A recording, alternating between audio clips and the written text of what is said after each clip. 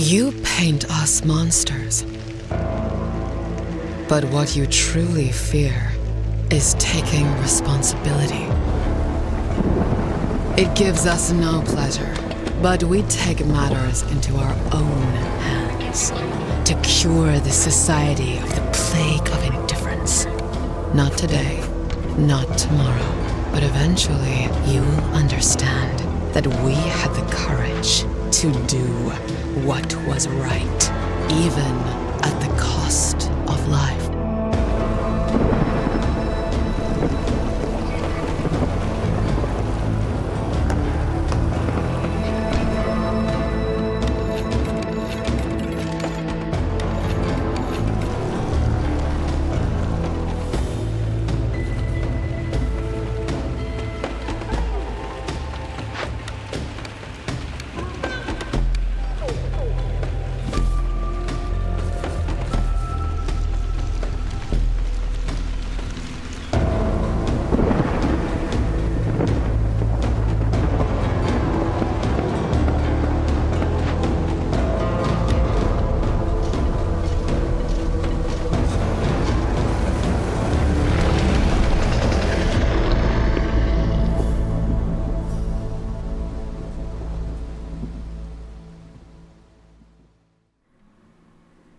Hello everyone, it's so nice to see you after a pretty long while from the last time we streamed.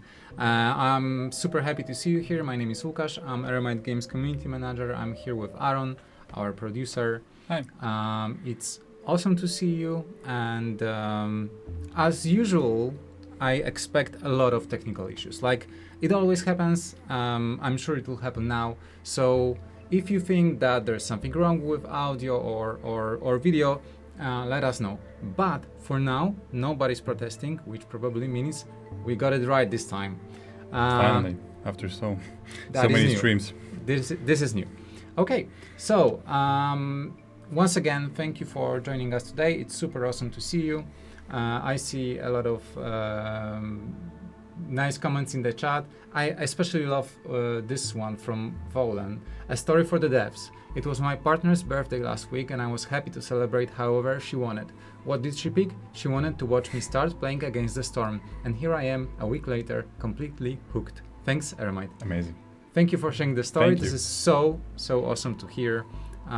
It's always very, uplifting to hear such cool, nice stories about the game. We're a small 6-people studio. When we started developing Against the Storm, like 5 years More ago, than 5 years ago. more than 5 years ago, Yeah. No, nobody Yeah. would have expected that we would be sitting here and hearing all those crazy, fantastic stories. So once again, thank you. Okay, so the plan for today is to talk a little about the Nightwatchers DLC, which is coming on July 31st, as you've already noticed. And then we're also gonna cover the main changes from Commons Update 1.8, which is also coming on the same day at the same time at 5 p.m. UTC. And then we'll have a short Q&A session, I think, to answer all the questions. So if you have a question related to what's happening on the screen, feel free to ask it right away and we'll try to answer. If you have more general questions or off-topic questions, we will answer those during the Q&A session later. Before we start, let me remind you to what happens when update launches. It's been a while since the last update, so I think it makes sense to remind that when the update goes live, the update will need to close all the ongoing settlements. So if you're in the middle of the settlement and you want to finish it before the update goes live. Otherwise, the game will close the settlement. It will appear as if it hasn't been started on the world map, but you will get Citadel resources equal to winning that game, and you will also get a royal resupply no matter if you played near the world map modifier. One more important thing to note, because we've been hearing those questions from time to time, what happens with world events? Yeah. If the update closes the settlement with world event, the world event will not be completed. It's like it So if you want the rewards for the world event, you will have to win the game before the update releases. But other than that, when you return to the world map after the update, those world events won't be there. But you have a royal resupply, which will make which you can use to either go further or get another bonus. Of course, as usual, we will also leave a legacy branch. This time it will be a permanent legacy branch, because for major updates before DLCs, we are also leaving legacy branches, because we know that DLCs change a lot and updates near DLCs change a lot, so we can imagine that some people like the game as it is right now. So we are leaving legacy branches on Steam, which you can access if for some reason you don't want to play the new version. We all, of course, encourage you to play on the latest version because it's the most up-to-date, it has all the fixes, stuff like that. but there's an option. If you want to go back to version 1.7 to either complete the settlement or stay there forever, it's out there. There will be an instruction in Thursday's update notes, so yeah, be aware. Okay, let's move on to Nightwatchers DLC. Let's start with DLC and stay there, because that's one of the first things that we changed. We changed the main menu. Yeah, the main menu was due for an update for a long time. It's been, I think, since early access we've had some. So we'll start with the boring stuff, the new menu. But I don't know if you've noticed, like in main menu up to Thursday, there are like 4 different fonts on each button is different. It has different fonts. It has different. It drove us nuts. So we basically unified that shit. Sorry for the language. And we updated some of the effects on the backgrounds here. We added some information about which DLCs you have, which you don't have, so we can always see, okay, this DLC is active or is not active, if anything works or doesn't work, so we can quickly check that. And other than that, it's basically the same, just, switched around with some stuff here. Oh, just a small tip, your cursor isn't visible. Oopsie. So people cannot see it. I'm not sure if we can change it right now. I probably Streamlabs thing. Yeah, let's see. How about now? Oh yeah, it is visible. Cool. So we changed it. Dev magic. Accidentally. Yeah, sorry. Okay, so let's start with the DLC. So the DLC brings, as in the Keepers of the Stone, it brings a lot of new things to the game and some exciting new stuff. As Luke said, we have the 1.8 update and the DLC, which launched simultaneously. The DLC in size is a bit bigger than Keepers of the Stone. It has 2 biomes, 1 new species, and some other additional stuff we will mention in a while and show you the exact stuff here in a second. So we are now in a settlement with bats, and as you can see by the architecture and by the icon, everybody's super happy here.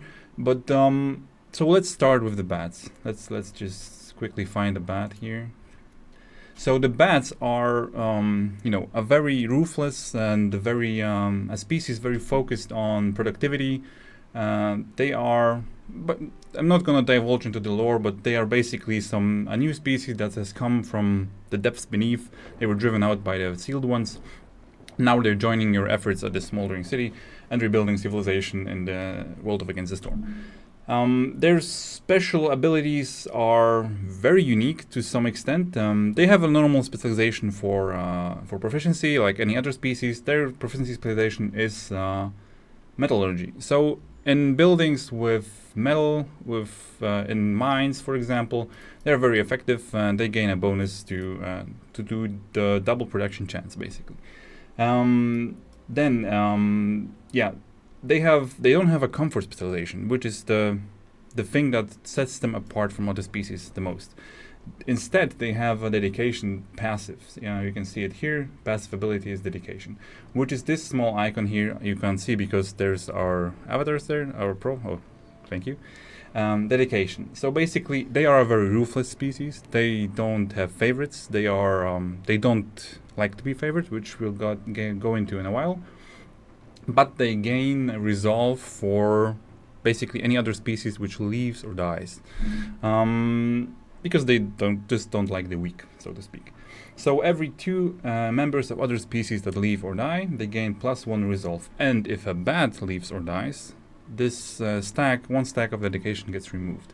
So you're gonna have to play around with, probably casting out villagers which you don't like, but then again, watch out to not cast out any bats or cause them to leave, because you will lose the resolve bonus. So it's a very high reward, high risk playstyle with them. One thing that will help you with this playstyle is their special ability, the starting ability. Like some species have, if you don't know, starting abilities, which is, for example, here is one starting ability which is revealing the location of a ruin. Now bats have a special building, which is their starting ability, which is called the manurial court. We have it built here, and it's a building where you can decide who to cast out. So basically, it's your villagers gather here, they debate about who is the weakest, the most useless villager, and they cast them out for a bonus to production. So you see in this tooltip, you can put a villager to trial on trial, and then exile them, and for that you will gain 4% double production chance bonus. So you can play around with that. You can try exile some villagers. Maybe you don't like harpies, so you just exile them. And you can play around with, for example, I don't know, maybe the firekeeper ability of the frogs, which draw in newcomers, for example, to the settlement. Now let's move on to their firekeeper ability, because that is another important factor in how species work. In their case, it's Steel Gut, which basically means that they give a chance, 15% chance to your villagers to not consume food during a break. In the alpha, I think we had a bonus to hostility, but we decided against it because there are enough bonuses to hostility. It's a very powerful bonus. It wasn't unique enough, so to speak. So we decided on that here. And yeah, this is also this new... I'm going to go into the needs of the bats in a while, but let me just look at some other interesting stuff about them. So as you can see, bats have, like any other species, their species buildings, and one of them you could see here is the academy. The academy now is a pseudo new building, so to speak. Previously it was called the Explorer's Lodge, and we decided, instead of adding new buildings to the game now and causing some additional blueprint bloat, which was a topic of debate for a long time in the community, we decided to rename and reskin the building we had, and now it's the academy for the bats. And it has two of their needs, so basically brawling and education, which are their luxury needs, and it has the effect of the Chronicles, which you know from previously. Now, it's worth mentioning that those buildings will change regardless if you own or if you do not own the DLC, as we're incorporating new species into the universe of the game. We're also adding their architecture to the base game.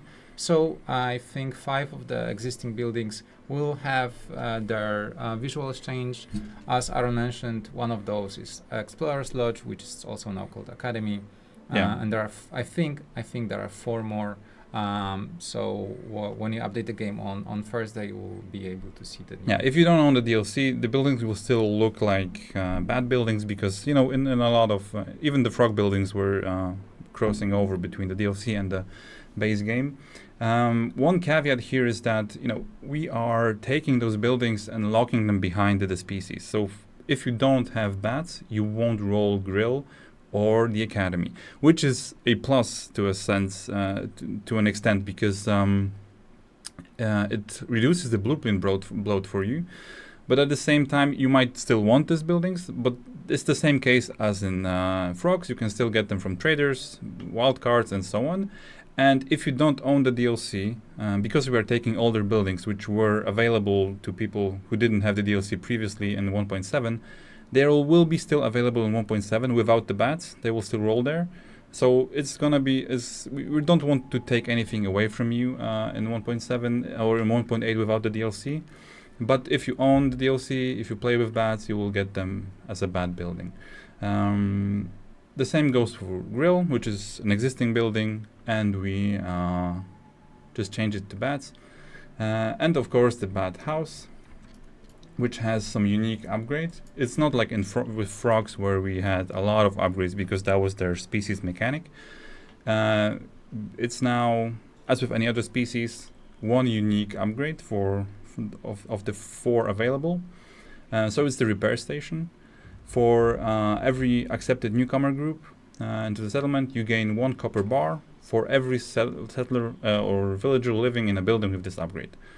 So you can play around with their metallurgy specialization, accept new villagers, for example, maybe pair that with frog firekeeper ability, and you generate metal that way, and maybe create tools or something in the building that is specialized for the frogs. Now let me see if there's anything else about frogs I should have noted. About bats. Bats, sorry. Batmans. I should have said. Yeah, of course, as with all these species, they have their levels to unlock them at. So with bats, it's level 11. And it's their starting ability is level 15 in the Smoldering City, and their Bad House upgrades are level 18 in the Smoldering City. Yeah. It's a little kind of connected to one of the questions, which was, I want to play the new DLCs. Should I play them in order, or does it really matter? It doesn't really matter. So what happens when you get the DLC? When you get the DLC, you will have a new, you will have a welcome screen that will mention what exactly changes. And as Aaron mentioned, you will not get bats immediately unless you have level 11, because bats are unlocked at level 11, frogs were unlocked at level 9. It's a kind of progression you get. Every 2 levels you get a species. They are a bit later in the progression because we decided to keep the more advanced, more unique species a bit later. So frogs are 9, bats are level 11. But regardless, when you buy the DLC, if you unlock them later on, right now, it doesn't really change anything in your progression. It basically adds new tools to your toolbox, so to speak. And biomes, new biomes, which we'll talk about soon, will appear on the world map as soon as you start the next cycle, because the game needs to regenerate the world map to add new biome tiles on the world map. So be aware of that. Your cycle won't be ended automatically when you get the DLC. So when you get the DLC, you will enter the game, and there's a big chance you won't see the new tiles because you need to finish the settlement first, the cycle first. You can finish the cycle at any time you want in the world map menu in the right bottom corner. There's a windrose icon, and if you click it, you can end the cycle at any time you want. And then the game will regenerate the world map with new tiles in there. One question, I think, are there, because we were talking about bad upgrades, house upgrades. Are there plans to include more houses upgrades? At the moment, there are not. No. All the species have 2 upgrades, 2 upgrade tiers. Frogs have 4, which makes them more, different than other species. This is like their mechanics. And I think my mic is too low, but we only have one. We share one mic, so so come closer to me, please. So as Luke said, we can now go into the biomes, so to speak, because this is the second big addition to the DLC. You can see right now we're playing on a new biome, which is the Rocky Ravine. It has one unique twist we started off when designing this biome. We wanted to create something where trees wouldn't give wood, so you would have to play around with wood economy, like getting different sources of wood and so on, and just the feel of it, like this thing it yields stone instead of wood. It's still woodcutters, but they use pickaxe animation, so it's a bit different, but it's still woodcutters, it's not stone cutters. But they cut down the trees and they bring back rocks, basically. The other big thing in this biome is this building here, which is the black market. Now, this is here because as this region is very hostile, very remote, it doesn't have wood, so it's hard to settle here. It's a very attractive point for smugglers, basically. And here is one of those smugglers, Fane. He's a syndicate representative. We're gonna talk about the syndicate in a while. And he offers you some new goods to buy with a timer, so they will refresh after the timer is done. And with this, you can help yourself in situations where you, for example, don't have wood. This is always available. It's the one offer that will be always available, but with a varying price. And there is also some other things. This biome is also pretty scarce in food, so we're gonna have to make use of, for example, those offers here with food. But to help you out a bit, the trees also give amber, and then at a low chance. But again, this is something that might help you out also with buying goods from Fane. And the other effect for this is also the just to mention, you see black market here, but we've built it before the stream, I think. So this building isn't available in the settlement from the start. You need to build it first. So yeah, you have to build it first, and it's then here. You can just move it around however you want. It's like a trading post, but a bit different. But this biome also is a bit more heavy into trade, so that's why you have this special effect here. This is the second passive of the biome, which is the resource hub. So every time you sell goods worth 20 amber, traders arrive 10% quicker, and trade routes become 10% faster. So we can scale off based on trade in this biome very well. Trying to utilize the black market, trying to utilize other traders, and of course to help you out a bit in the beginning because you don't have enough wood here, you will get the Royal Patronate passive, which is the third passive in this biome. It gives you, you start off with 40 wood and 10 amber, just to get you going, so to speak.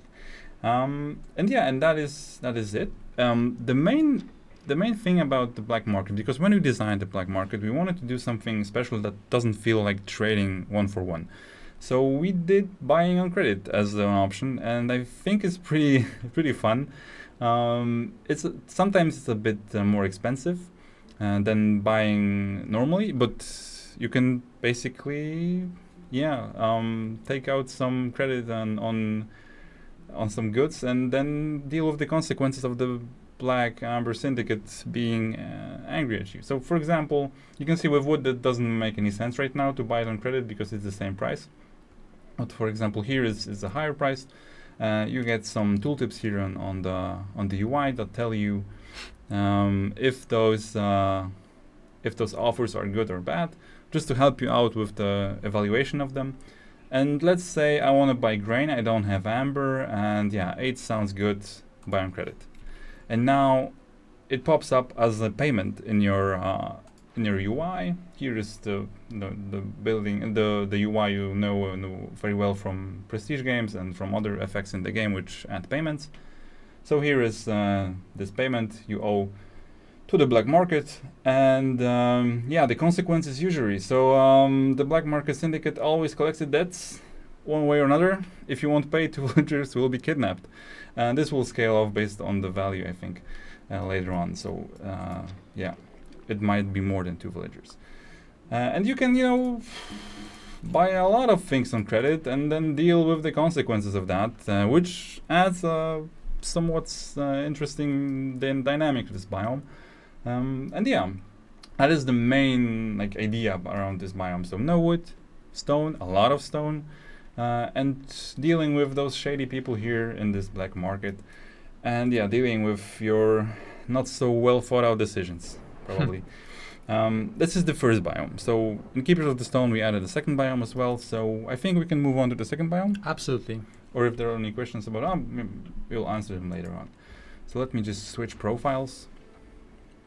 So the first biome is a bit darker in tone, as you might have noticed, but the second one is a little lighter, I would say.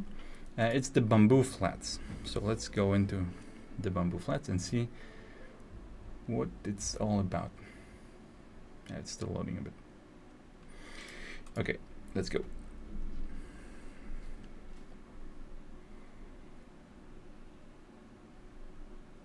Is there something wrong with our save? No. It was just loading a bit slower. Sorry. Okay, so here is the bamboo flats in the storm. So not as happy as I thought, but as you can see, this one thing probably draws your attention right away. It's this cute little guy. It's the fluff beak. So the bamboo flats are a pretty normal biome in terms of what the trees give you. So there's no wood from trees and instead stone. It's typical resources from trees. So basically wood and plant fiber and oil. But this is the main draw of this biome, is the fluff beak. So in this biome you don't have, maybe you can change our portraits to the other side. That's amazing.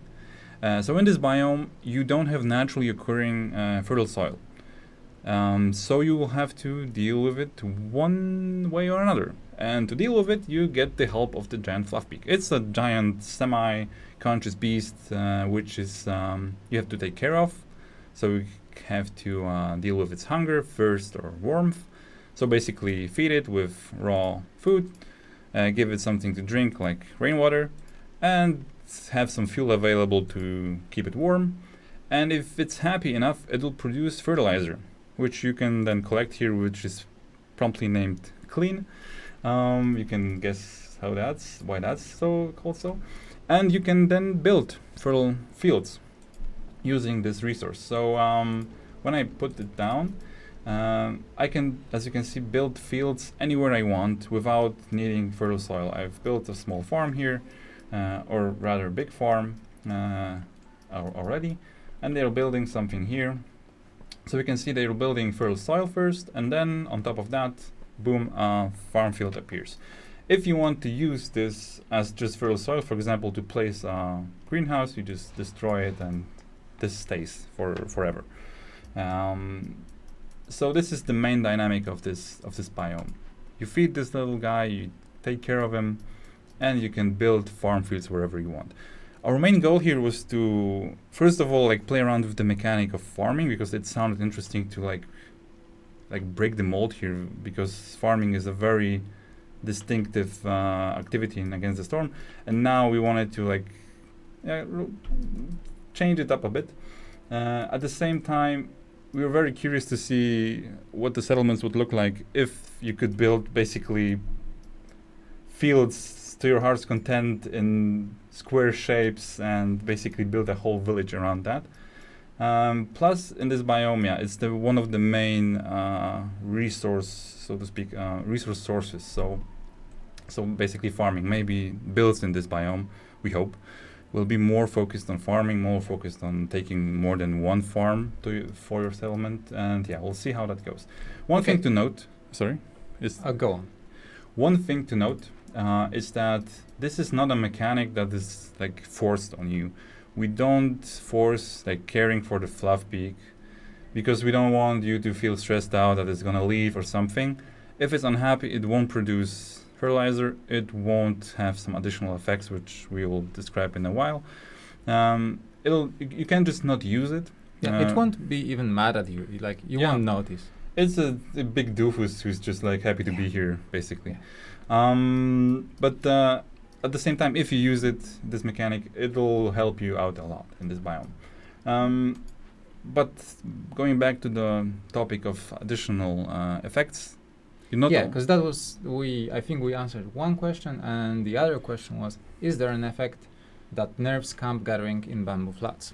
No. It's the camp gathering is so balanced around availability of resources more than nerfing, for example, the speed of camps. I love this comment. So it's a Tamagotchi, more or less. I think Tamagotchi biome. I think Tamagotchi was the first idea around this. Tamagotchi, caring for your Sims, stuff like that. But so if you keep this fluffy little guy happy, you will unlock as well some different bonuses. For example, first of them at 50% is Village Mascot, which gives basically +2 resolve to your villagers if you keep that up, because if this well-being falls below, it's not gonna, the effect will just disappear, basically.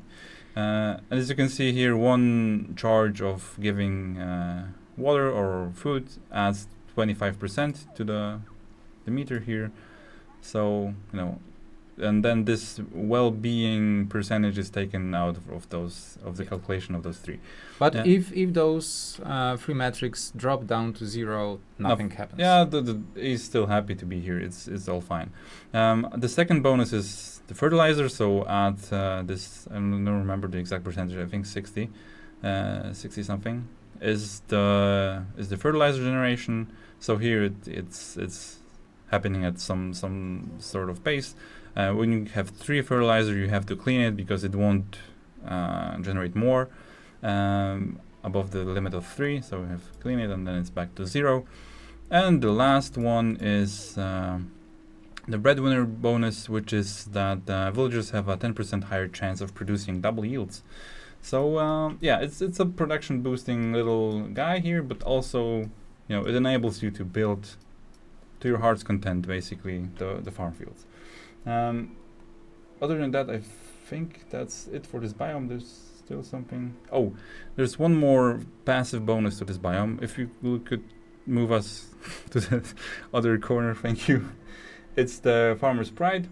So farms have a 5% higher chance of producing double yields for every 1 fertilizer obtained. So the more fertilizer you produce, the more effective your farms are, and it just rolls on and on until you have a farming empire basically here. Yeah, and that's it for this biome. Still have some blueprints to pick here. So yeah, let me just look at my little. Yeah, we can also go into like the resources that are available in every biome, but I don't want to bore you with the details of like what if grain is available here or not. You can see this in game. It'll all be available on Thursday in the changelog. Everything will be listed there, so you can go over every detail you want. And yeah, that's basically it. Other than that, so there's some. Yeah, just a couple of questions. Is it 1 fertile soil per fertilizer? Yes. Yeah. Is there a prompt when there's 3 out of 3 fertilizers? Yeah, there is one. We can try and force it now. Yeah, but there is a warning when that happens. Is that a global prod crit boost or just farming? The 5%. I think it's just farming. The for farmer's pride is just farming. For the bonus here, it's all buildings, all villagers. Yeah. Okay, so one more thing I wanted to. It's farms have 5% higher chance of producing double yields for every 1 fertilizer. When it's 3 out of 3, you get a little warning here. It says dirty. The fluffy splasher is full of manure. Well, we have to deal with that. We didn't want to like post an alert here because we feel that might happen pretty often. You might forget about it, and you should anyways look at this at the fluff peak more often than.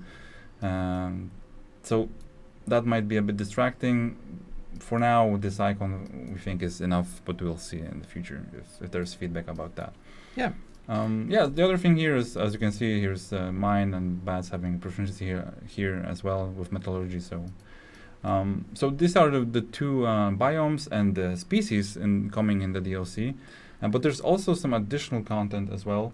But maybe I don't know if we mentioned that, but when we're still talking about species, there are also 11 new orders, which are more or less similar to what other species have. Yeah, there is the same set of additional content which comes with every species. So like as Luke said, the orders. There's 3 new Citadel upgrades with bat upgrades. We've mentioned those. New cornerstones. Some are related to bats.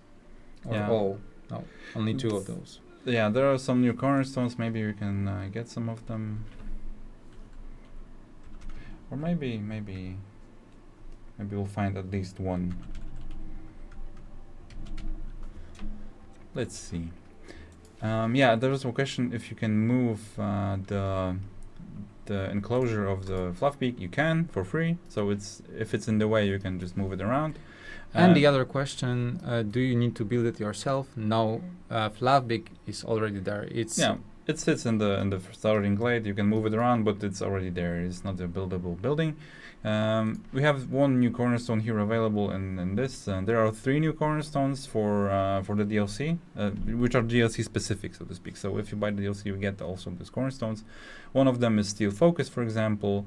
So you gain 8% global production speed for every bat working in a building with the metallurgy specialization. So basically, the more you use the metallurgy specialization, the more production speed you gain in your entire settlement. The other 2 are, let me just look at my... Crystal Cathode and Festering Wounds. There was a question about Crystal Cathode. What are the current numbers? And so let me read the whole description. A fragile device that extracts energy from charged rainwater. Production bonuses in rain engines are stronger. 75% production speed. 33% double yield chance, but blightrot cysts will appear 20% faster when using grain engines. Can't it right now because of some reason, but yeah, it's a little bit weaker than it was during the alpha. Or is it the same? The same. And the other one is Festering Wounds, which is bats gain +2 to resolve for every 2 frogs which live or die. But when their global resolve drops, it drops a bit faster. So yeah, we'll leave them to discover for yourself after the update. We can maybe still force at least one of them. Let's see if we can roll it. Yeah, Festering Wounds. So some old grudges still linger. Bats gain +2 resolve for every 2 frog villagers that live or die. Global resolve drops 30% faster. And maybe we can find the last one. Just not to make it too long of a search. Jesus. Yeah, the last one you will have to see in the changelog, and we release on Thursday. Yep. Just leave some mystery here. Yeah, and there's also, as Luke said, some new upgrades in the Smoldering City because of the DLC. To finish the biomes topic, I also want to mention that there are 27 new music tracks that Mikołaj, the game's composer, created. They are unique to those 2 biomes, so all the 27 new tracks you can only hear on those 2 new biomes, and you could also hear some of this music before and I think right now in the background. Mikołaj is in the chat, so if you like or dislike his music, you need to let him know. Yes. So yeah, going back to the content which comes additionally with the DLC, there's also 3 new upgrades, as Luke said. They're shuffled around in the upgrade tree here, so there are new upgrades available if you have the DLC. Because of their addition, some of the other upgrades, the older ones, might have been pushed up a bit. So it might happen that after the update you will have to buy, for example, one upgrade again, because another upgrade that was below it was unlocked for you automatically. There's also one new upgrade available for everyone in the 1.8 update, but we will talk about it later. Other than that, yeah, there's one new event, of course. With every species we have this event that you find fallen brethren. You mean Glade event? Yeah, Glade event. You find the fallen brethren of those of the species in a glade. So that is this new Glade event. It works the same way as, for example, fallen beavers and so on. Now, other than that, which this is like the main bulk of the content in the Just DLC. One more question. Yeah. And how rare are the new biomes, like Cursed Woodlands, or more regular? I think they are the same. They're as regular. all other biomes except for Cursed Woodlands. Yeah, only Cursed Woodlands. And the sealed biome, of course. Yeah, sealed biome and Cursed Woodlands work a bit differently, but the rest is available. Like any other biome. Now, with the DLC, you also get 3 new world events and 3 new modifiers. So I've got them here. Let's start with the modifiers. First one is Silent Dominion, which basically means you have to play with only 3 yearly cornerstones. If you get a 4th one, you have to discard an existing cornerstone, which is, a fun little way of trying to play around something, a limited amount of effects and perks. Yep. We're very interested in how you deal with that. And just to emphasize, we're only talking about cornerstones. Yeah, it's only cornerstones. It's not all perks, effects bought from traders and fountain glades. It's basically yearly cornerstones you get every year after the storm.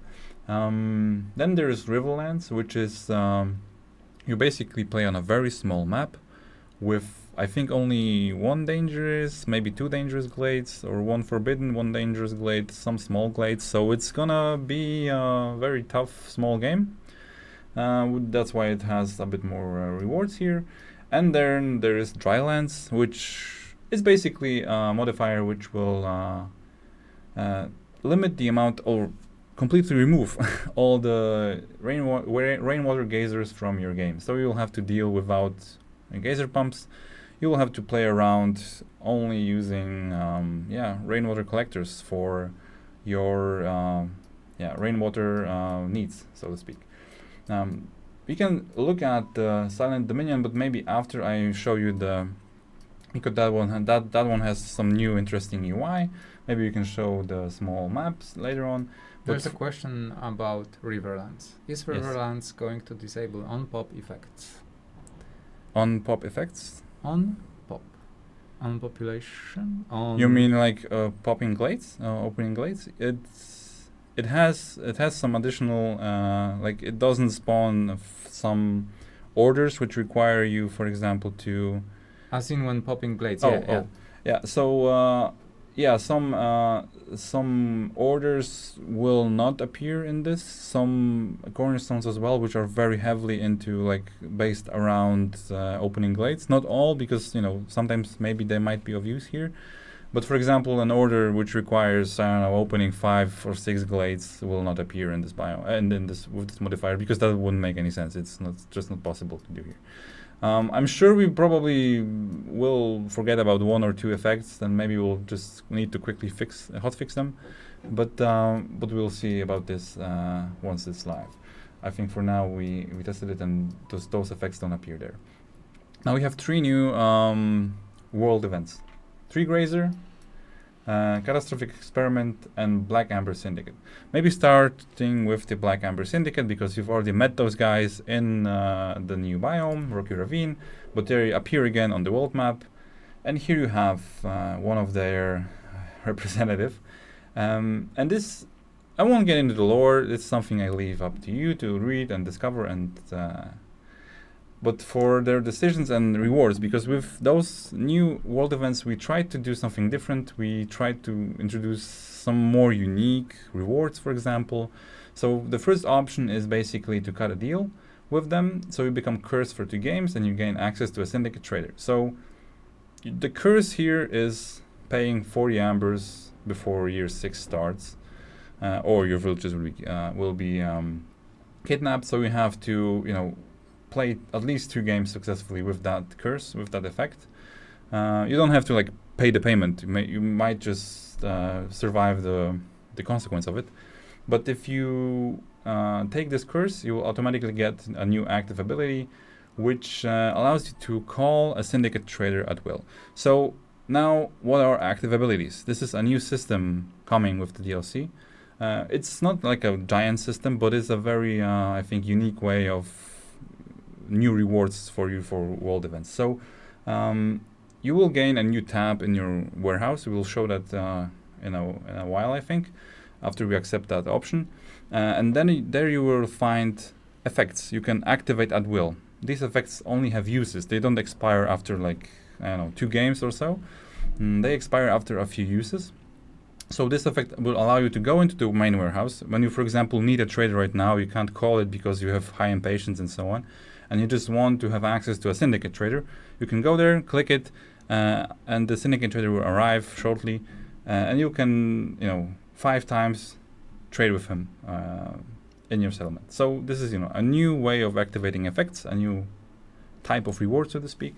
So this is the first option here, and the second one is negotiate, and they will cause all traders to sell mystery boxes. So if you know and love Dullahan, as we all do here at Aramite, all traders will now sell mystery boxes, loot boxes, instead of perks and blueprints for the next 3 settlements. While we're here, let's mention another change, which is part of the Commons Update 1.8. Yes. I really like it.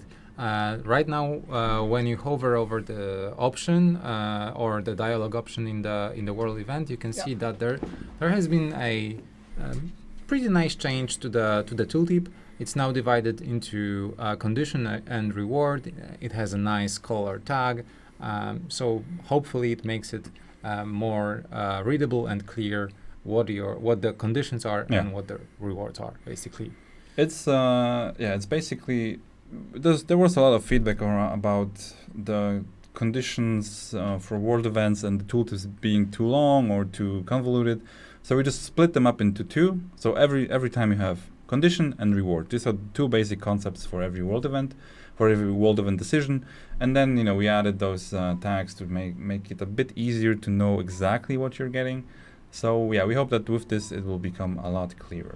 So there's one question: 5 uses every town round, or 5 uses entire cycle? Entire cycle. It expires after 5 uses if you use those in one settlement. Yeah, you can call a trader 5 times in one settlement. You can call it in 5 different settlements one time only. But yeah, as other effects, they are only per this particular cycle. Yeah. And yeah, the next one is catastrophic experiment. So again, something. Oh, just one more. Because when you were talking about the new system and new effects, the ability to call trader, for example, this new system of warehouse effects, there was a question: are there going to be any sources of these abilities outside of this world event? In the other world events for now. It's only in the new world events you will get those abilities. And so let's go on to the second world event, which is catastrophic experiment. Somebody messed up with blight rot again. Happens pretty often in Against the Storm. And you have 2 options: to complete the experiment, and you have to win after detonating a blight bomb. So we have to build a blight bomb, detonate it, deal with the consequences. So that's gonna be fun, I hope. The radius of blow is huge. Yeah, I have to watch out for that, so it doesn't destroy your hearth, because then it's. Can it destroy your hearth? Sure. I mean, it can kill all your villagers, so I don't think it can destroy the hearth. But if it kills all the villagers, it's basically over. Then there is the reward for it, which is another new mechanic coming in the DLC. So as you can see, we try to implement some new systems, new mechanics, just for the DLC to make it a bit more content than the previous DLC. So here it's the fuel rods. So fuel rods are a new type of resource you can produce in a new building. I mean, this building already exists in the game. I think one of the previous world events has it, the field engineering station, which is only like for this world event, this one world event in the 1.7 version of the game, where you have to produce some goods and deliver them. Here you can use this building again, but for the next 3 games, and you can produce fuel rods there. Having a fuel rod will allow you to insert it into any building which has a rain engine installed, and that will double the effects of the rain engine, the production effects, not the resolve effects. So instead of, let's say, 50% increase in production speed, you will get 100% increase for production speed. But the fuel rod will slowly lose power, so we'll have to replace it later on with another fuel rod, and it's pretty costly to build, but it will make your games with rainpack engines a lot more efficient and a lot more powerful, basically, producing a lot more goods. And the second option here is the send 1 scout, so lose 1 villager, which is like the option you probably know from other events. And the reward is a mining automaton. So you pay 1 villager, but for the entire cycle, all your mines, whenever you build a mine, 1 workplace will be occupied by a mining automaton, which doesn't rest, doesn't need to eat. It just digs up coal and copper and so on and salt. And here's another example of how we change those tooltips for world events. We now say exactly how long something lasts. There was feedback about, for example, if you gain resources or if you gain villagers or lose villagers in world events, for how long exactly does that apply? And here we just say, okay, you lose 1 villager for the duration of this cycle, and this is the same with most other world events where we, for example, take away or give you some resources. And the last new world event in this DLC is the tree grazer, which is my favorite. Again, lore, skip that, you'll read it for yourself. But then there's the first option, win with a tree grazer in your settlement. So you have to win a game with a giant beast in your settlement which eats trees and, against your will, opens glades for you. So you have to deal with that. It opens a maximum of 10 glades in the game, but it will just choose a path and go over your map and maybe open a dangerous glade, maybe open a small glade, you'll see. It's gonna be fun. But the reward for that is the Rainbank Shredder. So Rainpunk automaton, which cuts trees, and it is as active ability, the same as the previous the trader. In the Black Amber Syndicate event, you can activate it in your warehouse, in the main warehouse, and it will add 1 Rainpunk shredder to every woodcutter's camp in your settlement. And this woodcutters, this shredder will just basically go cut trees, and it doesn't need to return after every single, like with 1 wood every time. It can hold a lot more. It'll go from tree to tree, and for example, come back after 2 or 3 trees to the camp. So it's more effective. It doesn't need to rest, eat, and so on. And yeah, it's a cool reward with a cool model, so that's going to be fun to witness. And the last option here is just let us answer some questions regarding this event. So, do shredders raise hostility? No, I don't think so. No, I'll have to check. But I mean, don't. Yeah, it's been a while. Like, yeah, please bear in mind that there is a small chance we got something wrong during this live stream. It's been like almost half a year or even more of working on it. Yeah. Since we've been working on this DLC, so I don't think it does, but I'll have to ask. I will have to check in the game files. But let's say for now it doesn't. And what are the other questions? Oh yeah. Is the mining automaton the same as the geyser automatons, not getting prod crit, or does it get both prod rate and prod crit? It's the same as the Rainpunk, the pump automatons. It works the same way. It's basically, yeah. And also let me thank you for all the kind words about the world event illustrations. Yeah. Damian will be super happy to hear that. Yeah. As with other art in the game, it's all made by Damian. Except for icons, which are made by Terran. Yeah. But yeah, there was another question whether those illustrations will be included in the supporter pack. They will be, and there will be also more coming to the supporter pack. But about that later. We'll talk about it a bit later. But yeah, there's some cool stuff coming. And the last option for this event is investigate the aftermath.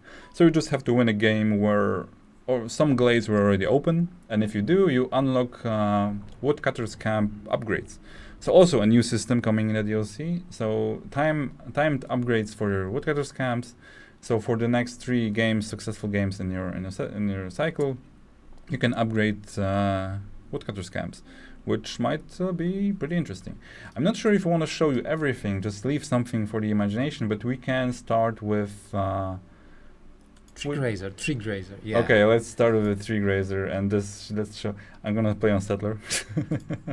Well, we're not gonna play a full game, so it's not even gonna matter. Whatever, we just choose whatever we click here, whatever. And let's go and see how the tree grazer looks, what it does, and so on. Who did the DLC cover art? It's beautiful. It was also Damian. Yeah, Damian. It was also Damian, and this art will also be included in the supporter pack. So okay, let's wait for the tree grazer. It will appear in a few seconds, I think. So let's wait and look. The tension. Suspense. Hello, tree grazer. Where are you? Oh, here it is. Here it is. Ooh. Yeah, 1 tree's gone. You think Muad'Dib will ride the tree grazer? Absolutely. Frog Muad'Dib. Frog Muad'Dib. Okay, let's wait for it a bit longer, because it will now probably try to open this glade, which will be fun. Yeah, here it is. Okay, so this is the little bugger here, and he will try to make our life a bit hard. But he doesn't like work in a straight line, so he finds a way around. So he can fool you. He can fool you for a bit, but he'll just periodically appear and eat a tree or two. You see he's going in a zigzag here because this blade is pretty close. He's eating trees. I'll probably open a glade soon. I'm gonna dev hack win this game just to show you. Oh, here he opened the glade. And yeah, now we have to deal with a Harmony Spirit Altar. It's doable, I think. You can check the hostility now to make sure. We can check the hostility once I win the game and get the shredder. Back to world map. Oh, the question was about the shredder, not the Yeah, grazer. yeah. He increases the hostility. Sure, yeah, he does.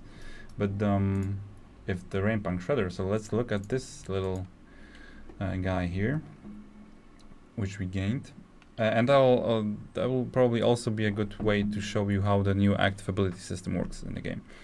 So the question about tree grazer, does it always path towards the closest gate? it chooses it's some implementation details. It chooses its path randomly, and it goes to one glade or another. It's not predetermined. It's not always the closest glade. He just goes where he wants. You'll see. And okay, we have two beavers here. And now in the main warehouse, you can see here, up here we have the usual statistics tabs, and the last one is active abilities. Here you have the abilities you've collected over in this cycle. We only have one because we only finished one world event. Here's a small tooltip to let you know how the abilities work and what's it all about. And here is the rainpunk shredder. We have 3 uses left, but if I activate it once, it won't be activated again in the same game because that doesn't make sense. You can only have one. So let's use it. Hold to activate. Okay, it's now grayed out. And here is the shredder. He works around with a saw in his hand. And yeah.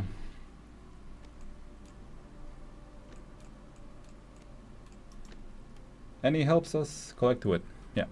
And does he increase the hostility? That was the question. I think not. Yeah, he doesn't. Yeah.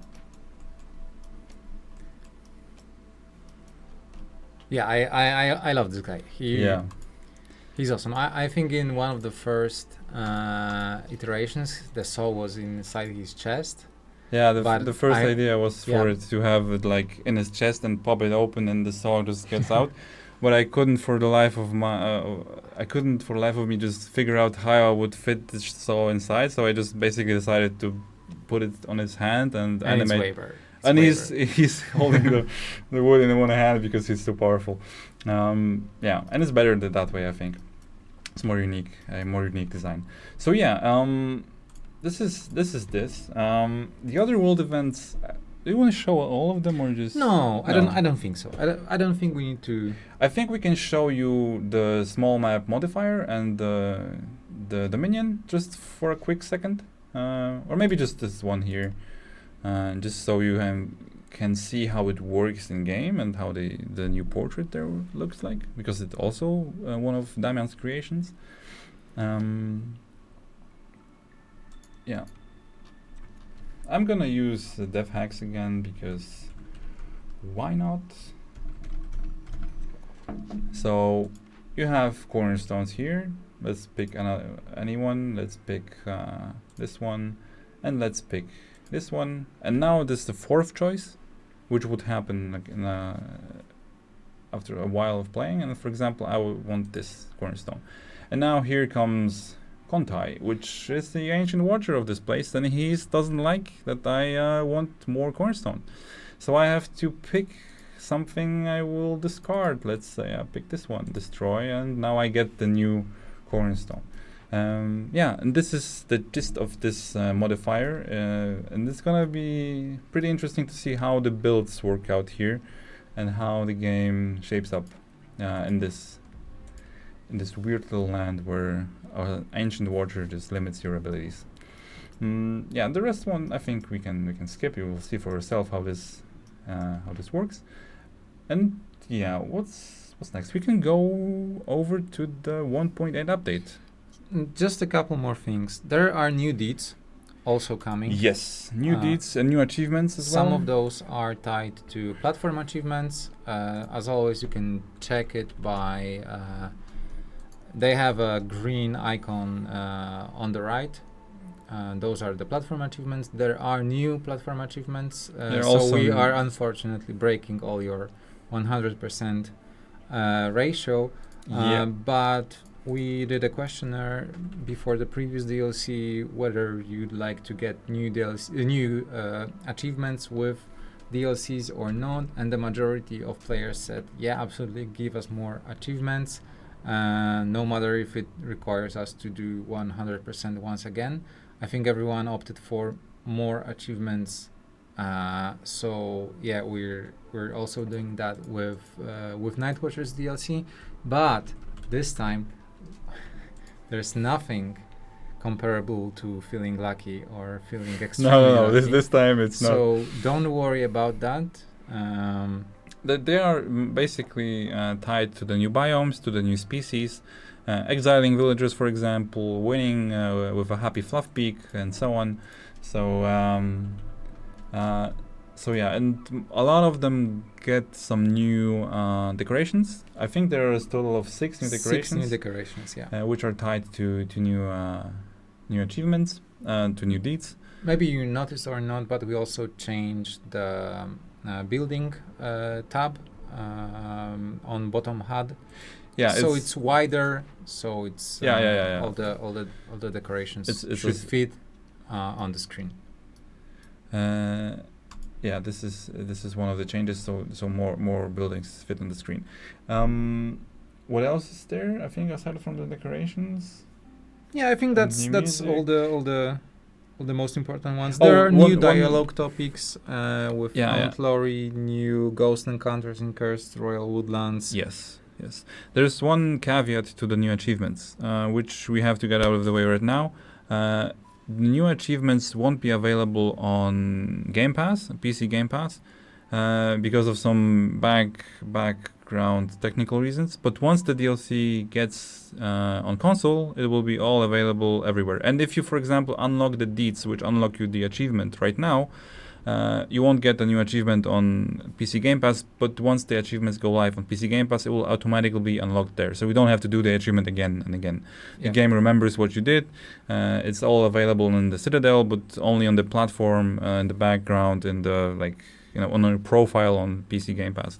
It won't be available right away, but it will be there once the console version gets the DLC as well. There's some interdependencies between the console version and the PC version here in terms of configuration in the background, so that's the reason for that. And so let's move on to the 1.8 update. Yeah, let's do that. So as just like the Nightwatchers DLC, the Commons Update 1.8 will go live on Thursday, July 31st at 5 p.m. UTC, and it will feature a lot of new things. Yeah. And we won't be able to go through all of those improvements, bug fixes, but we will try to show you all the most important features. We teased some of those on Steam in some announcements, or here and there on Reddit, Discord, everywhere where you find your Against the Storm news. But yeah, let's start with the first one. Is so there are some new improvements here. As Luke said, we won't go into the bug fixes, all the stuff. There's a lot of text changes, typos improved or fixed in different languages. There's a lot of smaller UX, UI changes. All of that will be available in the changelog in the dev note we will release on Thursday. But there are some highlights of this update we want to go over with you here. One of the biggest ones is for games on Prestige 12 and Prestige 13 is the ability to buy slots. So one of a very important thing for Prestige games is that they try to focus more on the aspect of Against the Storm where you play with what you're dealt. We take away some options, for example, for cornerstones and for blueprints, so you have to play with more limited pool, more limited choice, so we can adapt to the playstyle more, so we can try out new builds and so on. This is like the core concept for Against the Storm. So we didn't want, when there was feedback about that the choices are too limited for some players, we didn't want to just give you one more choice or give you more rerolls and so on, because that goes against the soul of the game, so to speak, the idea behind it. But we wanted to make it the difficulty increase in those prestige levels a bit not so steep as it was originally. So that's why we introduced an option to buy more, one slot more for cornerstones and for blueprints. So you have this new box here, one you play on Prestige 12 and higher, and Prestige 13 or higher, which gives you the option to buy for ancient tablets a new slot for blueprint. So this is an additional sink for a resource like ancient tablets, because it's used mostly for orders. You can sell it, of course. It's in Scarlet Orchard. It's used for some scaling some effects in the archaeologist office, but it doesn't have as many sinks, so to speak, as other resources. So we thought this was a good place for that, and will make this valuable resource something more interesting than just something you sell or give away. So for one ancient tablet, I can buy another slot here and have 3 choices right now. When I re-roll, it's still here. It won't disappear. But when I pick one blueprint, the next choice is again requiring me to pay to unlock an additional slot. So if you want, if you have the resources, if you want to, for example, risk it and have a bit more choice here, you can pay an ancient tablet and maybe pick lumber mill. The same goes for cornerstones. The same thing here, but it costs 2 wildfire essence. And the mechanism behind that is the same. You buy this additional slot, it's here. If you reroll, it's still here. It doesn't take away my counter because I use dev hacks as well again. But after a reroll, it stays here. I choose one, and the next cornerstone choice I get. No, not this one. The next cornerstone choice I get, I can buy it again, and pick another cornerstone again. So this is something we think will help with this steep increase in difficulty, but as well offer a sink for a resource, for 2 resources basically, which were limited in use up to this point. And this is the biggest change. Not the biggest. The biggest is the commons, which we'll get into right now. From 1.8, you will be able to buy a new upgrade in this smoldering city, which is called the commons. The commons is a place in your city where villagers can fulfill their service needs without using a service building. So, for example, a service need is ale for leisure, or wine for luxury, and so on. So, if you unlock this upgrade in the smoldering city, you will get a new tab in your hearth, which is called services. Here we explain how it works again with this small tooltip here, and you can set up tables for your commons. So it's 8 planks, you buy it, and now your villagers can fulfill their service needs at the hearth. The caveat here is that those services give less resolve. So you have this 1-star icon here, this empty star, which says this is a new addition as well to this 1.8 update. We have a star grading now for needs, for service needs. And this service grants only half the resolve bonus. So normally ale, I don't remember how much it gives. Let's say luxury. It normally gives a bonus of 10. This is the max bonus. Here is the average bonus is +1 because not many have this need fulfilled. But the hearth bonus here says it's only a max of +5. So if you don't have a building that specializes in luxury and you only use this here for your needs, you will only get for luxury a bonus of 5 in terms of resolve. Now this will have to be bought with every settlement you have. I mean, you unlock it in the smoldering city, you have it forever, but every settlement you start, you'll have to unlock it to set it up again in your ancient hearth. And if you, for example, want to, limit some consumption of, let's say, training gear here, it all happens in the consumption menu. And if you do, you of course get the penalty for that because you have the goods, you have the means to fulfill this need, but you forbade it. So that's why in this case you get the penalty for that. Now, we in the alpha, probably if you played the alpha, if you read some of the news, we wanted something to make a resolve heavy playstyle possible from the beginning, or more of a needs heavy playstyle possible from the beginning of the game. We also wanted to make the recipes and blueprints we've produced these goods a bit more interesting from the start, because a lot of the time you needed 2 buildings, so you needed to first have a building for the need. Is it the right building for your species? Then you have to find the blueprint which allows you to produce a good that might be used in that building to give them something for their service needs. now you can start off with with a weaker but very reliable version of that, and build your way up to, for example, a service building. You use it right away. You generate more resolve from the beginning, and then maybe play more around those needs. It's also an indirect way for us to boost some cornerstones in the game. For a long time, we've had some data about some cornerstones, for example, which were scaling of education or scaling of leisure, that they weren't picked very often.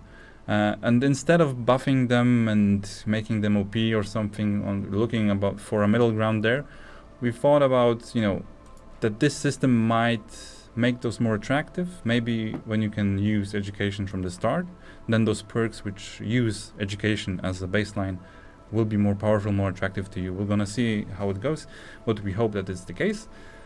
And the last thing is, why does this need to be set up? Why isn't this available all the time? And that's because there are many different situations where we want you to be conscious about that you have set it up, that those goods aren't disappearing on their own. Because if we were making this available from the start without unlocking it by hand, you would probably be a bit shocked that some of these goods are disappearing, and sometimes you probably need them for events and so on. So it's you need to set it up by hand, and then it works as a place for your villagers to fulfill their needs, their service needs. And this is like the biggest update to this. The biggest addition in this update, together with the two additional options here and here. Question: would the Harv services count for the fulfill all service needs deed? Yeah, of course. It counts for that as well. It counts for orders. It counts for the perks and so on. It also gives you the passive bonus for those effects. It only gives half resolve, but if it gives you the passive bonus, for example, of increased double production chance for satisfying those needs. Yeah. There's Go on. The commons are unlocked in the Smoldering City first, Monastery of the Vigilant Flame level 6, and then you can also unlock them in your settlements. Shall we move on to the next big feature? Yeah, there's I think one question about Queen's Hand's trial. This is an upgrade you can buy in the Citadel during your Queen's Hand trial. So it's not available from the start. It's not a fundamental upgrade, it's rolled like any other upgrade. You can buy it and then use it during the Queen's Hand trial. The last new addition, aside from UX, UI, and so on, is a new cornerstone, which is the Spirit of Cooperation. I don't have beavers right now here, so I probably won't be able to use that. Yeah. So Spirit of Cooperation is a perk which basically gives beavers more resolve for every reputation point harpies have achieved. We wanted to experiment around synergetic perks where, for example, one species scales off the other. So we thought, okay, the more reputation you gain from harpies, the better your beavers feel, and maybe that will, cause some cool combos with those two species. The perks, of course, will only be available if you have those both species in your settlement. Okay, so let's move on to some balance changes right now, and then to the UI changes. Or maybe we start with the UI? No, let's go with the balance changes first. One of the biggest change to the balance is the... Wait a second, I have to use some hacks again. Is the change to the fox specialization. So previously foxes had a specialization of Blightrot, so they gained resolve for working in buildings with a Blightrot cyst, which was thematic, cool, and it was flavorful in terms of their lore, but it caused some weird situations where you wanted to micromanage your corruption. You had the specialization tags on every building in the encyclopedia. People were wondering, why does it have a corruption tag, and then you build it and it doesn't have a corruption tag, and there was a lot of things like that. Now, we changed that to cooperation. So foxes will get a resolve bonus if they work in a building where at least 2 other foxes are employed. So basically 3 foxes in a building equals 3 happy foxes. They just love each other's company. And this is a dynamic specialization, so here you can see it doesn't appear if I employ 3 foxes. It appears, it has cooperation as comfortable, they have a comfortable effect. So it won't appear at every single place in the game like the previous specialization. It'll only appear once you have 3 of those here. Which should make some fun builds of like only foxes in your settlement possible, or maybe you can combine that with bats and try to invite the most foxes you can and get rid of harpies again, and play around some population control in your settlement. We'll see. But because of that change as well, there was previously an option in your blight post to in here to ignore cysts, because there was only used for this one thing with foxes to keep their specialization. We didn't like that. This causes micromanagement and so on. We basically removed that option because it served no purpose right now, and it just added mental load and weird UI things which we didn't really enjoy. And we don't think that the game should be about ignoring cysts and then trying to figure out why they don't burn something, why they burn that building and not that, those cysts and not those. So yeah, that's one of the biggest changes. I know. I'm just laughing at comments there. What's in the comments? Aaron really hates harpies. I can relate. Yeah, I mean harpies are. By the way, when Aaron plays the new building, perhaps you've noticed we're going back to the previous scaffoldings. The scaffoldings we've been building footprints.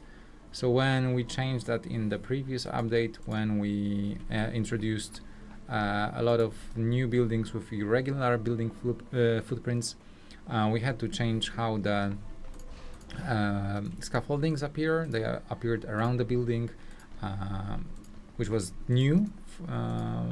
Previously they appeared within the building footprint. In the previous update we changed it so they appeared around the footprint, and we've heard a lot of comments that you don't like this, you don't like this change, and so we changed it to scaffoldings within building footprints.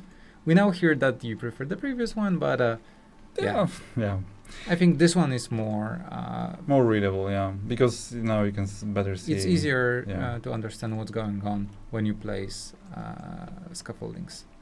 Yeah, so that was as well one of the changes in 1.8.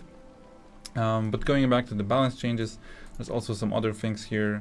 For example, which firekeeper is assigned to your hearth at the beginning is now a bit different than previously. We try to give you the firekeeper which is like more useful in the beginning of a game.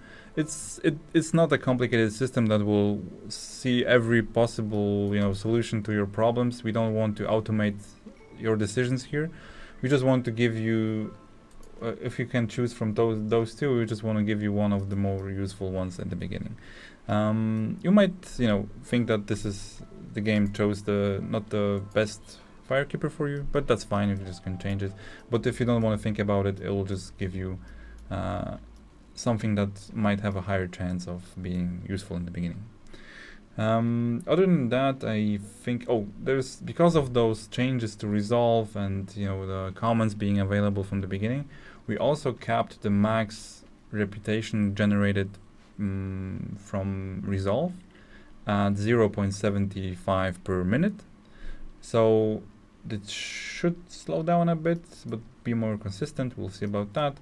Just to make those reputation wins at the end of the game a bit slower and not fast, and suddenly you're on the end screen. You had so much stuff to do, and now that it's not a big increase in the generation of that, but it's a clamp basically for that.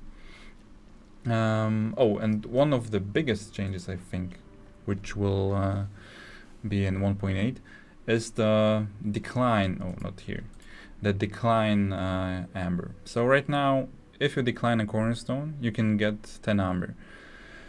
But we don't want decline to be the go-to answer to bad rolls. We don't want decline to be, always the best option here, even if something is not very suitable for your build. We want you to experiment with cornerstones a bit more. So if you decline something, let's again force cornerstones here, then the next decline will give you 2 less amber. And you can see in the tooltip, it will go down up until it reaches 5. And if it reaches 5, then it will stay at that value.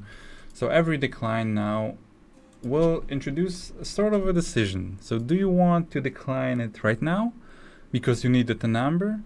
Do you probably take less valuable perk, but maybe not waste your decline on that, and maybe leave it for something which is you don't really like? So it should introduce attention, somewhat of the decision making here, which we always love. So we will see how that works out in the balance. Let me just look at my notes and look and. Yeah, we're also increasing the time it takes to cut down a tree from 6 to 9 seconds. That's the base value, and we're also increasing the base gathering time of stone, reeds, plant fiber, sea marrow, leather, and clay from 5 to 8 seconds. The main reason for that is that for the tree cutting especially, is that in the previous update, I don't remember which one it was, we improved the pathfinding of villagers, we improved how their decision making works. So what was the result of that was that they started to work faster for some reason. It's not noticeable in production buildings because production buildings have a very high timer for producing a good, so like 1 minute or 60 seconds, it's the same, 30 seconds and so on, 40 seconds, 1 minute and a half and so on. But with trees, the most work is done walking to the tree, carrying goods, deciding what to do. So this increase in in the pathfinding of villagers and their decision making resulted in trees being cut a lot faster. So to counterbalance that, we just increased the time from 6 to 9, I think, seconds. Yeah, and it sounds like a lot, but at the same time, as I said, most of the work is done by walking and carrying. They cut the trees for like 6 seconds or 9 right now. But most of their work is basically carrying it back, then carrying it to the warehouse. So in essence, it's not a 50% increase as just flat time. It's more of a 10% increase, depending on how you calculate that.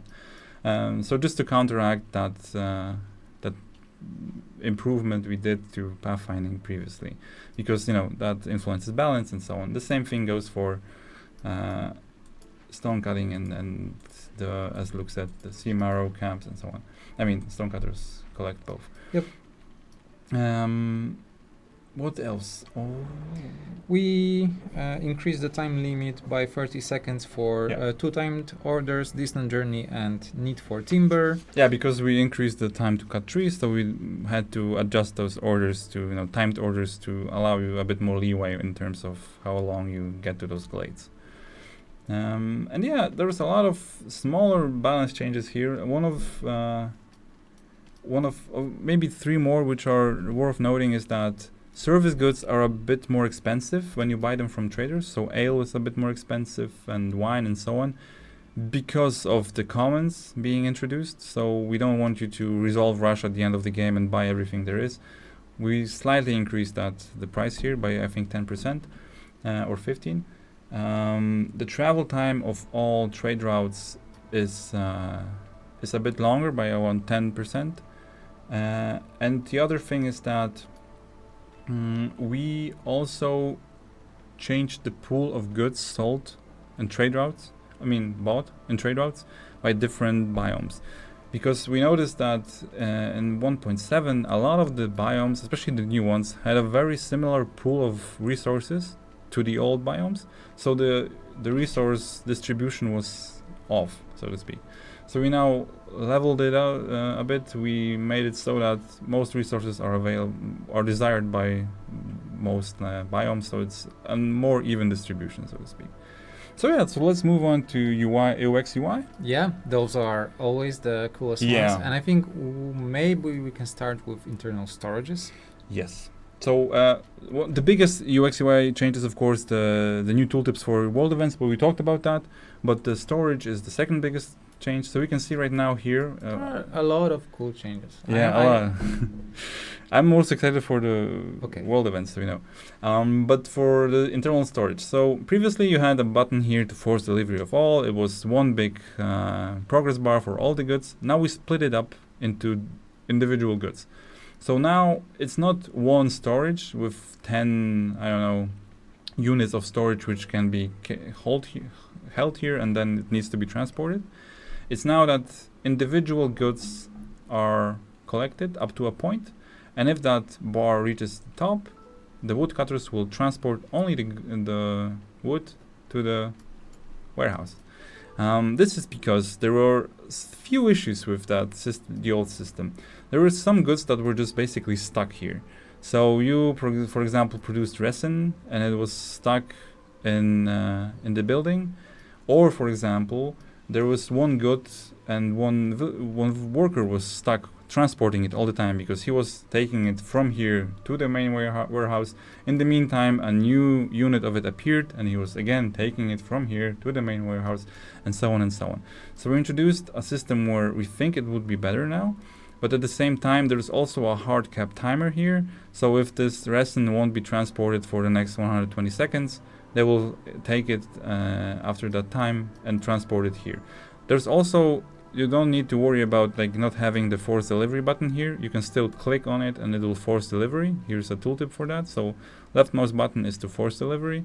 Shift plus left mouse button is force delivery. This long arrow, which is basically constant delivery. So every unit of wood that will appear here will be delivered right away to the warehouse, and that will happen constantly until you unclick that. And yeah, this is quite a big change. But for most players who don't really worry about the micromanagement of those goods here, nothing much will change in terms of logistics. You might notice that, for example, some secondary goods will start appearing more often in your warehouse, which we want. But other than that, you don't need to worry about it too much. It's basically a tool for players who care about this type of thing to be able to, you know, have a more reliable system of transportation, for example. The next big thing, which I think is cool to talk about, is the prioritization of rewards.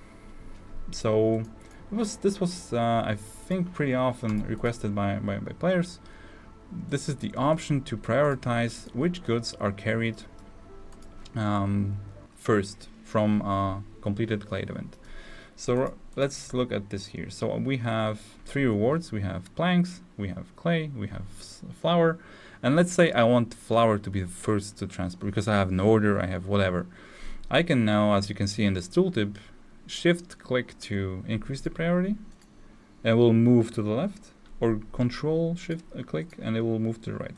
And goods will be transported from left to right in this priority. So if this flour is at the beginning, they will, after finishing that all, they will take the flour first and transport it back here. I mean, it's not like they will do anything possible to transport that flour. They still might, you know, take a break after that or something, because they're basically villagers that behave as they always did. But it'll make sure that, you know, the flour is the first good to be transported. So if you have a timed order and you really need that flour, it's now an option to force, or if you need construction and so on. The same thing will happen if they finish it. The UI will change, but you will still be able to rearrange those goods here.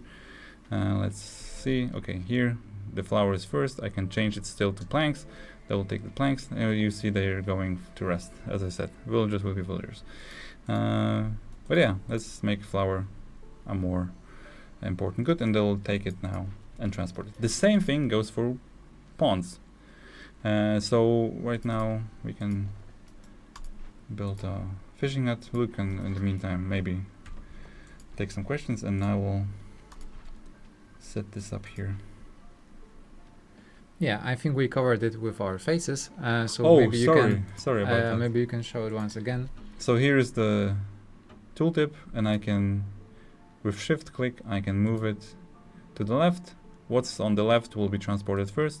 That was the flour, so that's why it's all the way around. And with control click, I can move it back to the right. So that way you can decide which one will be transported. And the same thing is in this menu, and you still haven't finished Glade event, you can still shift click to move it around. So basically shift click means go to the left. And the first item here will be transported first. Yeah, and the same thing goes for ponds. For ponds, yeah. Once I retrieve the nets here, that will take a while, so not to worry. Okay. So one of the questions: can force deliver constant be remembered between town? Previously, the slider bar was remembered between towns. I don't think that's an option. That's here. not an option right now. It's we might add it later, but for now I think we have it in the options. If you find it useful, let us know. You can also create a new post in the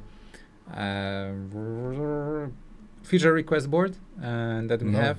No longer. No, we'll talk about that. No, not from. We'll talk about it soon. Yeah. The first thing here, I'm going to show you. It works the same way. Control and Shift, and you can move around. So if you want them to collect the sea marrow first, they will collect the sea marrow first. What else? Trader arrival time will now stop completely during the storm and only continue during the drizzle and clearance. Yeah. So this is something. It's a small change, but to make travel time of traders more reliable. So when you pick, for example, perks that increase the arrival speed of traders, there's sometimes a weird situation where, you made it faster, but they still have to wait out the storm, and then that's a bit weird. So to make that clearer, we this trader. Wait a second, I'm gonna force him to leave. No, wait. Okay, so now this is the timer here as usual. Let's say Sahil that will arrive soon, but I'll change the season to season to storm. Yeah, so right now you can see here's the timer plus the storm. So we split that into to let you know exactly, after the storm is passed, so after 3 minutes 57 seconds, you will still have to wait 7 minutes 56 seconds for her to arrive. And this timer basically stops, this timer, the basic one, stops during the storm to not make it like too difficult to gauge when they will arrive and so on. Now, to make up for that, because the timer stops, we also shortened the arrival time of traders. So it's roughly the same frequency as it was before, but a bit more reliable and a bit more, in touch with, for example, perks that reduce that time. So it should be a bit more easy to understand, and those perks might be a bit more attractive, we hope, in the near future. And there's a lot of small changes here, I think. I've been going through the list of changes. There's a lot of those. All of them will be. All of those will be listed in change logs, in multiple change logs on Thursday. When the update goes live, we will also release the change logs. Yeah. As Ron mentioned, he also covered it during his gameplay from Nightwatchers DLC, Ron Empire, so you can watch that video as well. Also, Narco here, who's also in the chat, also has a really, really fun gameplay to watch from the new DLC. So you totally need to check those out if you want to learn more about the DLC and the update. And what else? And so there's a lot of bug fixes, lots of UI changes, but then we have some new stuff here. You wanted to say something about the other changes, the new ones, or the supporter pack? The supporter pack, but maybe as you mentioned, we're removing the request feature button from the menu. Yeah, so let's first move on to the other features. So we were skipping the rest of the UI, UX, the bug fixes. As we said, there's a lot of them. You can read them all on Thursday. The other changes. There is some smaller other changes, like renames of different effects, like the academy being like the previous Explorer's Lodge being the academy, and so on. The scaffoldings, as we said, Let me look at my notes. And yeah, we removed the request a feature here button. You can still give us feedback on this because we read all of that. It's still Discord. You can even go to Discord through here or through the main menu and so on. You can email us through our email address and so on. We read all of that. We have it cataloged and so on. But we don't really like our request feature anymore. The platform is a bit we decided to stop working with that platform. It wasn't really that good. We have all those like archived, all those requests and so on, the comments that were posted there, so it's not lost, but at the same time it was a pain to use and it wasn't really that useful in the end. So we decided to remove that because we don't get along with this platform. So but you can still share your feedback with us either through the in-game reporter on Discord. We have feedback channel, bug reports channel. We go through Reddit, social media. You can also Steam forums, everywhere where you find it comfortable. You can share your feedback with us. Yeah. And other than that, we mentioned the appearance changes to buildings, the ignored cyst removal, some Glade events have adjusted positions for scouts, which is a minor change. We improved the save backup system a bit because, this happens very rarely, but if you stumble upon like a save corruption bug or something, if it's, overridden by a cloud save feature on Steam or on Epic, then that's something we can't really do anything about because it's overridden by a file downloaded. But if everything happens in the game and, for example, your settlement gets corrupted, we tried to improve that system of backups here to make it easier for you to recover or at least recover a previous state which was close to the one you lost. And this should be a bit more easier for players who have lost the save. And the last point is we cleaned up the main menu, which we talked about in the beginning.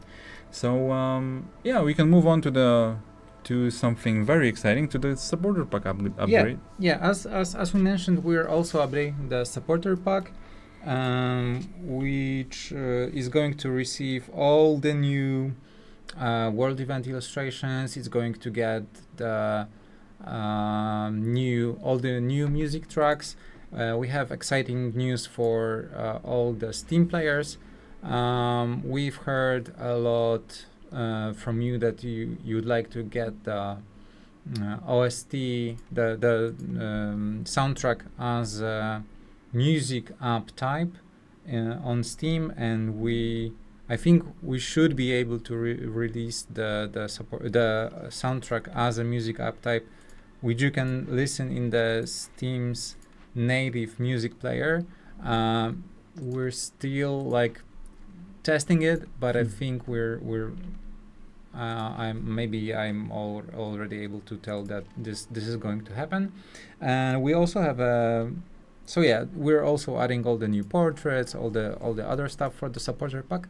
But we also have one big nice addition to the supporter pack, and that is an art book. Yeah. So for the past several months, we've been working with Krzysztof, who is responsible for the visual style of one of the biggest Polish magazines, and he's been helping us create an art book with all the art from the development process of Against the Storm, and we ended up with around 300 pages. Yeah. I have it here, so it's a digital, I don't know if you can see anything, but it's a digital art book. 300 pages of concept art, unused art and stuff like that, which is going to be added for free to the supporter pack on Thursday. So if you want the supporter pack, it's going to be downloaded right away for you. You can go over the 300 pages with comments and additional information about the production cycle. It was quite fun to make that. Yeah, it took a lot of time. It was hard to keep it a secret, but we're really happy how it ended up. I mean, there's still a little things to do, but I'm pretty sure we'll be able to have it ready on Thursday. So when the DLC and the update go live, the supporter pack should also be updated. So we will be able to get your art book as well, of course, if you own the supporter pack. And that was. Yeah, I really wanted to share that. I'm watching it right now. I really like it. I hope I don't oversell it by. But no, it's amazing. Yeah, it's super cool. It's really fun. Has made so much amazing art for the game, and to be able to see it in one package in the art book is just great. The World of Against the Storm has turned out to be a lot more exciting than we thought in the beginning of the project. So it was super fun to compose that, and so that's coming to the supporter pack. I think we mentioned all those things. Yeah. Oh, just you wanna add something? Yeah, just I think it looks at it, but the new tracks will be there, the new illustrations for the world events, right? New emoji. Yeah. So what we've been covering in this live stream is the new content that is coming to the PC version, but all of those features and the Nightwatchers DLC are also coming to the console version, just at a later date. We don't know when yet, but when we have any specific date to share, we'll of course share it with you. And that's one more thing that happened since the last live stream that we had, is that we released the console version. I also have a physical edition here. We're super happy it happened. We teamed up with Kulok. They are another company from Poland, and they ported Against the Storm to consoles. Yeah. So we can get it on PlayStation 5, PlayStation 4, Xbox One, Xbox Series X and S, and Nintendo Switch.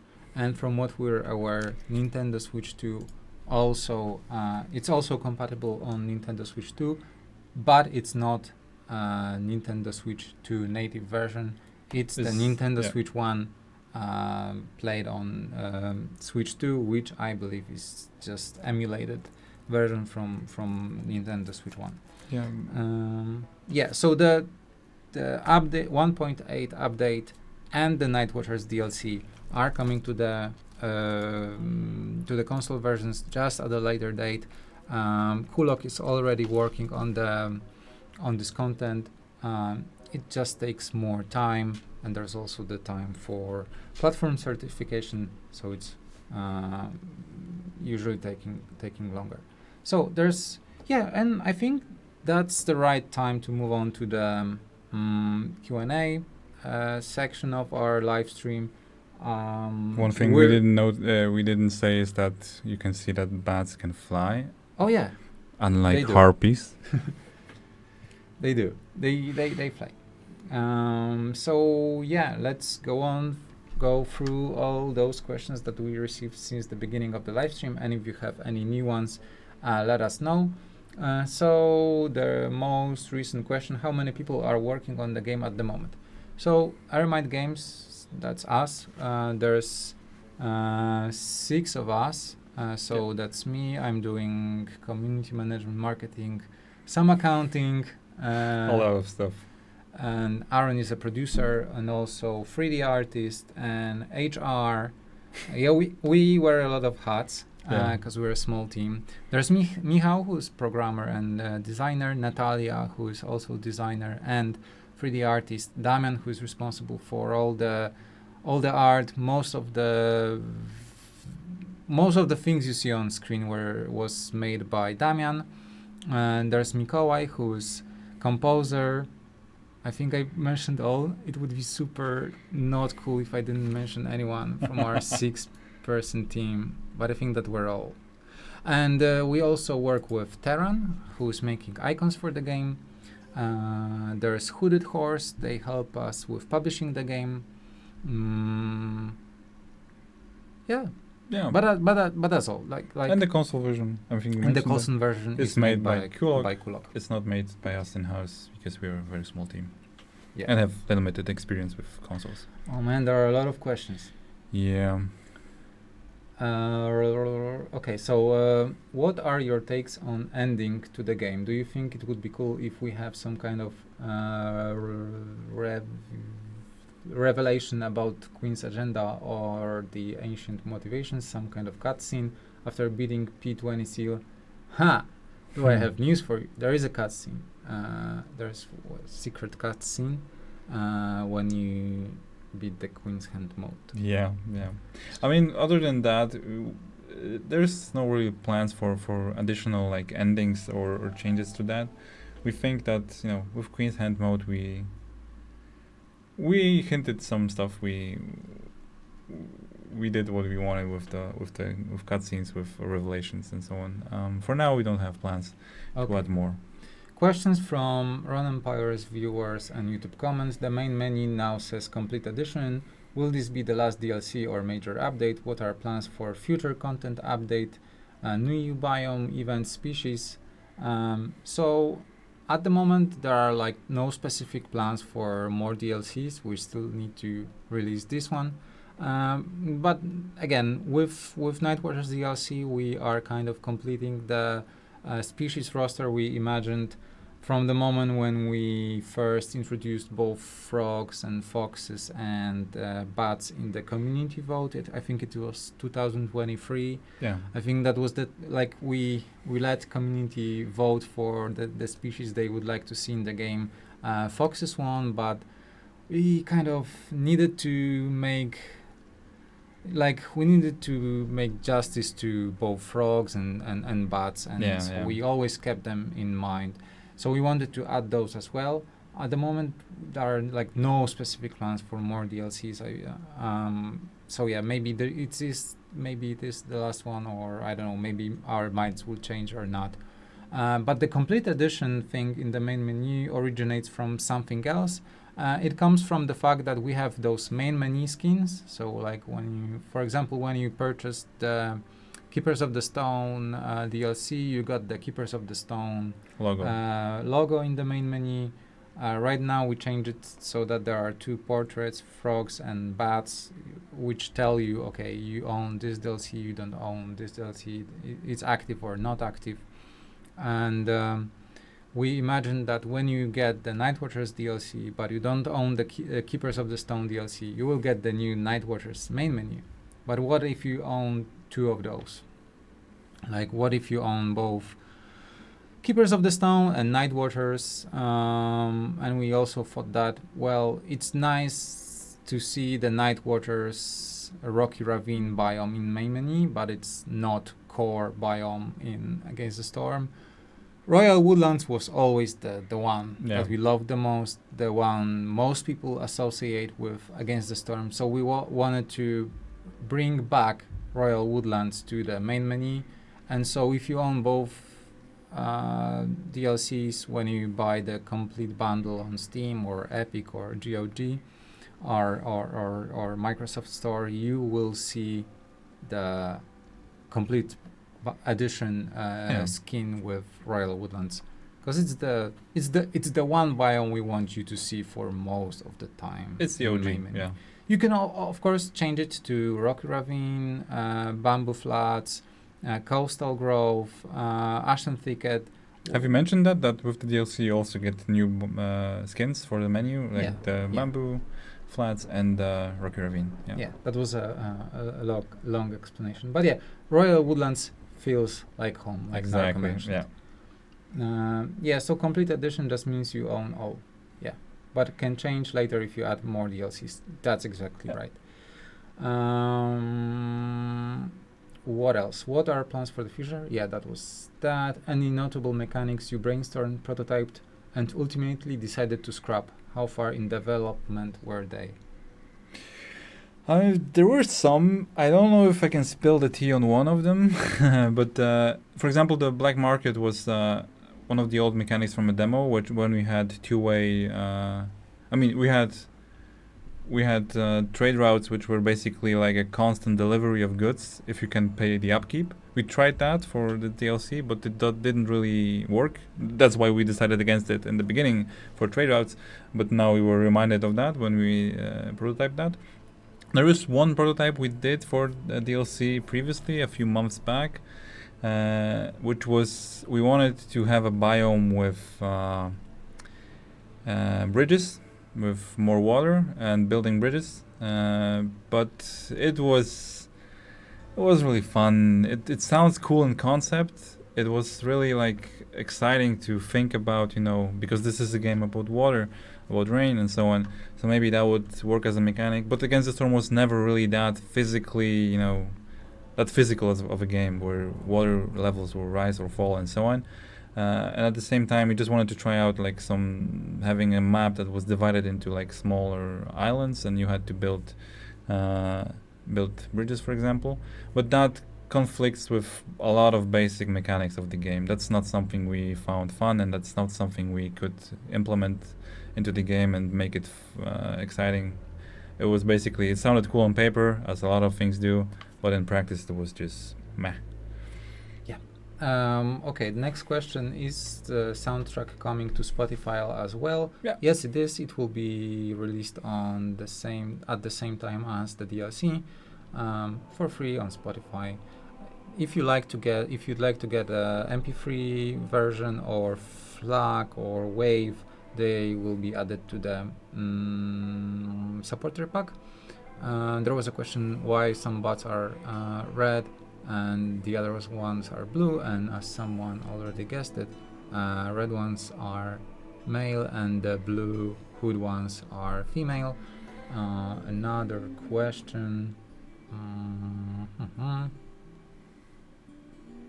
Yeah, there were a couple of questions regarding balance, and those are usually the hardest to answer during the stream, because they need a lot of context. They need us to remind ourselves why we change things or not, or what do we think about those. So for any like balance specific questions, I think the best place would be Discord or Steam. It's a busy time right now before the DLC release, but after the DLC release, I think we should be able to speak more openly about. But there was a question about the balance of cutting trees. We answered that previously in the stream as well. Yeah. I think we're reaching the 2-hour mark for the stream, which is the longest one which we had. I think. Yeah. So maybe it's time to end. I'm sorry if we skipped any questions. How has it been with the Game Pass experience? Like with any other platform. The only difference is that it came later in the process, so it was only on 1.0. But GOG, Epic, and Steam have been there since early access. Game Pass was later. Honestly, there are no noticeable things when it comes to, I don't know, reports or discussions.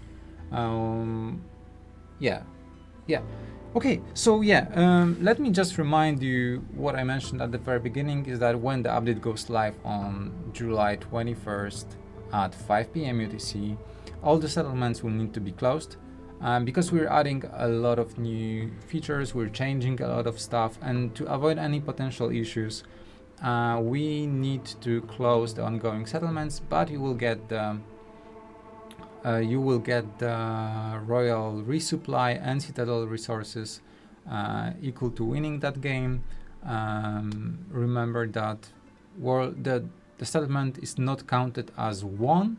It's like it never happened, but you get the reward. But the world events on the world map that you've seen will disappear. But you get a royal resupply, so you can move further, and maybe that's a compensation. We'll also leave a legacy branch which you can go to if you're desperate to finish your settlement. I can imagine it in some circumstances, but in general, we think this should be your last resort, like you're absolutely desperate. Otherwise, just try to finish the settlement. If not, you will get the rewards either way. But we understand that there are some situations when you just need to do it, there's an option. There will be a legacy branch. There will be instructions in the patch notes. So that's an option. Once again, thank you so much for joining us today, for staying with us. We hope you enjoyed the stream. We hope you liked what you've seen. And there's a free update, Commons update coming on July 31st. And there's also new DLC coming, Nightwatchers. Yep. We're adding art book to the supporter pack. We're so happy. And yeah, that's all. Thank you so much for your wonderful questions, for your wonderful comments. I hope you enjoyed it, and I hope you have a great day. So thank you. Bye-bye. Bye.